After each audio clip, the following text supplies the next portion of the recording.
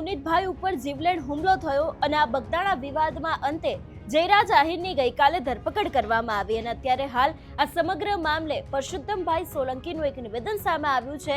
આ વિષયને લઈને વિગતે વાત કરીએ। નમસ્કાર, હું હંસિની અને તમે જોઈ રહ્યા છો નિર્ભય ન્યૂઝ। બગદાણા કેસની અંદર આખરે ગઈકાલે જયરાજ આહિરની એસઆઈટીએ 2 કલાક પૂછપરછ કરી અને બાદ તેમની ધરપકડ કરવામાં આવી। તેમનું મેડિકલ ચેકઅપ પણ થયું હતું, પરંતુ અત્યારે હાલ આ સમગ્ર મામલે પરસોત્તમ સોલંકી છે એમનું એક નિવેદન સામે આવ્યું છે। એમના દ્વારા એવું કહેવામાં આવ્યું છે કે જે રીતે એસઆઈટીની કામગીરી થઈ છે તેની સાથે સરકાર અને જે બીજા લોકો છે એ લોકોનો પણ ક્યાંક આભાર માનવામાં આવ્યો છે, કારણ કે આપણે જોયું હતું કે આ સમગ્ર ઘટના સામે આવી હતી એ જ સમયે કોળી સમાજના દરેક ધારાસભ્યો છે, સાંસદો છે, દરેક લોકો છે તે ગાંધીનગર સરકારને રજૂઆત કરવા માટે પહોંચ્યા હતા અને એ બાદ એસઆઈટીની રચના કરવામાં આવી હતી।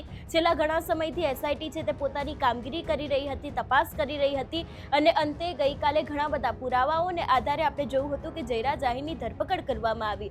સૌથી પહેલા તો આ વિષયને લઈને પરસોત્તમ સોલંકી દ્વારા વધુમાં શું કહેવામાં આવ્યું છે સાંભળીએ। સરકારના મુખ્યમંત્રી અને તમામ આગેવાનોએ અને સમાજના તમામ આગેવાનોએ આની અંદર જે મહેનત કરી અને આની અંદર જે નવનીતને આની અંદર સફળતા મળી છે એને હું બધાનો ખૂબ ખૂબ આભાર માનું અને ભગવાન ન કરે પણ આવા દિવસો કોઈના બી આવે તો હમણાં જે નવનીત માટે જે તમામ બધાએ મહેનત કરી એવી રીતે બધા મહેનત કરી અને આવો કોઈ દિવસ આવો પ્રસંગ ન બને એની માટે તમે બધા ધ્યાન રાખજો એવી એક પરસોત્તમ સોલંકી તરફથી અને સમાજ તરફથી બધાને મારી નમ્ર અપીલ છે। આટલું કહી વિનોદ અસ્તુ। ભારત માતા કી જય। બધાને મારા સીતારામ।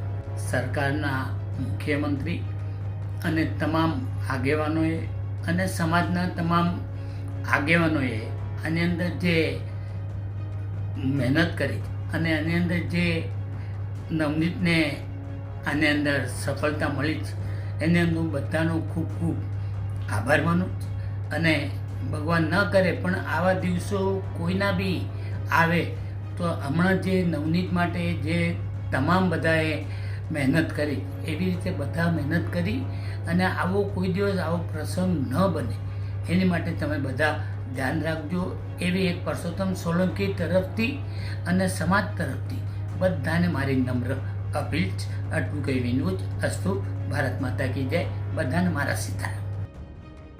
જે રીતે આ સમગ્ર વિવાદ સામે આવ્યો એમાં આપણે જોયું હતું કે કોળી સમાજના આગેવાન અને નવનીત બાલદિયા દ્વારા એક જ વાત કહેવામાં આવી હતી કે જયરાજ આહિરની ધરપકડ કરવામાં આવે। આ સમગ્ર હુમલાની પાછળ જયરાજ આહિરનું ષડયંત્ર છે એવા પણ આક્ષેપો મૂકવામાં આવ્યા હતા અને અંતે જ્યારે ગઈકાલે આપણે જોયું હતું કે જયરાજ આહિરની ધરપકડ થઈ હતી એ બાદ ક્યાંક ને ક્યાંક નવનીતભાઈ છે એમને ન્યાય મળ્યો હતો એવી પણ ક્યાંક વાત સામે આવી હતી અને અત્યારે હાલ આ સમગ્ર મામલે એક બાદ એક કોળી સમાજના આગેવાનો છે એ લોકો સરકારનો આભાર માની રહ્યા છે અને કહી રહ્યા છે કે જે રીતે એસઆઈટી દ્વારા કામકાજ કરવામાં આવ્યું છે, જે રીતે સજ્જડ પુરાવાઓને આધારે ક્યાંક જયરાજ આહિરની ધરપકડ કરવામાં આવી છે એ જ વાતને લઈને સરકારનો આભાર માનવામાં આવી રહ્યો છે, કારણ કે આપણે જોયું હતું કે જે ટેકનિકલ પુરાવા છે, બાદ લોકેશન ટ્રેકર છે, એ પછી વાત કરવામાં આવી કે કોલ ડિટેલ છે, દરેક સજ્જડ પુરાવાઓને આધારે જયરાજ આહિરની ધરપકડ કરવામાં આવી છે એવું પણ ક્યાંક પોલીસ દ્વારા કહેવામાં આવ્યું હતું, પરંતુ હજી પણ ક્યાંક આ સમગ્ર ઘટનાની અંદર નવો વળાંક આવી શકે છે એવી શક્યતાઓ છે। જે રીતે આપણે જોયું હતું કે ગઈકાલે પણ અમારા એડિટર ગોપી ઘાંગર છે એમને હીરા સોલંકીની સાથે વાતચીત કરી હતી। તેમના દ્વારા પણ કહેવામાં આવ્યું હતું કે આ એક કોળી સમાજની મહેનત છે, એટલા જ માટે થઈને નવનીતભાઈને ન્યાય મળ્યો છે અને જે રીતે આગેવાનો છે એ આગેવાનો દ્વારા પણ ક્યાંક ને ક્યાંક માંગ કરવામાં આવી હતી કે જે રીતે આ સમગ્ર ઘટના સામે આવી છે એમાં નવનીત બાલદિયાને ન્યાય મળવો ખૂબ જરૂરી છે। હવે આગામી સમયમાં એ પણ જોવાનું રહેશે કે જયરાજ આહિર ઉપર કઈ કડક કાર્યવાહી કરવામાં આવે છે।